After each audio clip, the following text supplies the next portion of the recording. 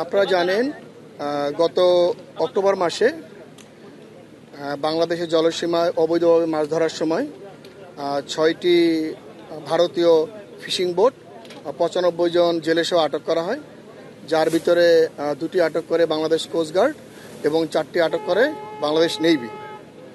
এর পূর্বে গত 9 সেপ্টেম্বর বাংলাদেশের একটা ফিশিং বোট, যেটা কৌশিক, সেই ফিশিং বোটটি ডুবে যায় এবং এর 12 জন জেলে তাদেরকে ভারতীয় কোস্টগার্ড উদ্ধার করে এবং ভারতে নিয়ে যায়। পরবর্তীতে গত 9 ডিসেম্বর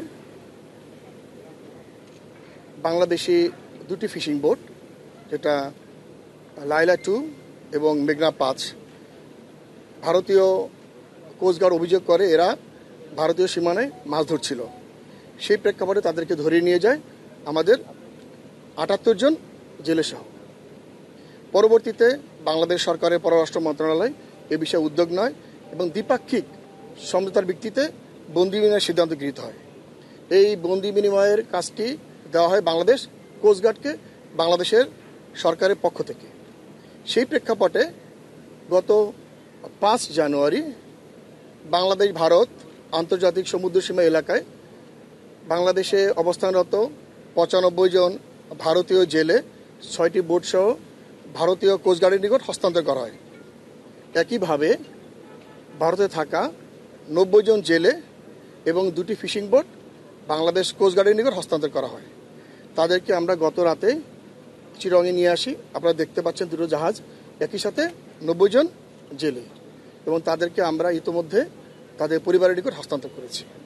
আপনারা ইতিমধ্যে জেনেছেন, আমি বলেছি আমার ব্রিফিংয়ে, যে অভিযোগ ছিল তারা ভারতীয় সীমানার মধ্যে গিয়ে মাছ ধরছিল। সেই প্রেক্ষাপটে তাদেরকে ধরে নিয়ে যাওয়া হয়েছে। তো যেহেতু তারা এসেছে, এই বিষয়টা পুলিশকে অবগত করা হয়েছে। আমরাও জেনেছি। আমরা পুরোটা যাচাই করে দেখব যে ওনারা বলেছেন ভারতীয় জলসীমায় চলে গিয়েছেন, সেটা সঠিক নাকি ওনারা বাংলাদেশ জলসীমায় ছিলেন।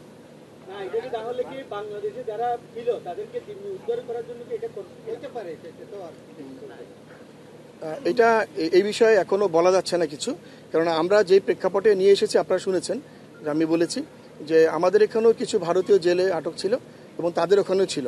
তো সরকারের পক্ষ থেকে দ্বিপাক্ষিক সমঝোতার ভিত্তিতে এই বিনিময়টা হয়েছে।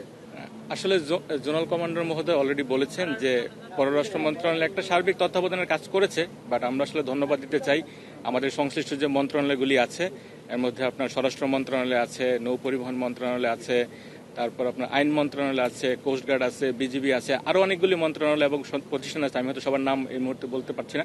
তো সবার সম্মিলিত সমন্বয় এবং সহযোগিতায় আমরা এই কাজটি সফলভাবে সম্পন্ন করতে পেরেছি, এবং আমি বাংলাদেশ সরকারের পক্ষ থেকে এবং পররাষ্ট্র মন্ত্রণালয়ের পক্ষ থেকে সংশ্লিষ্ট সবাইকে আন্তরিক ধন্যবাদ জানাই।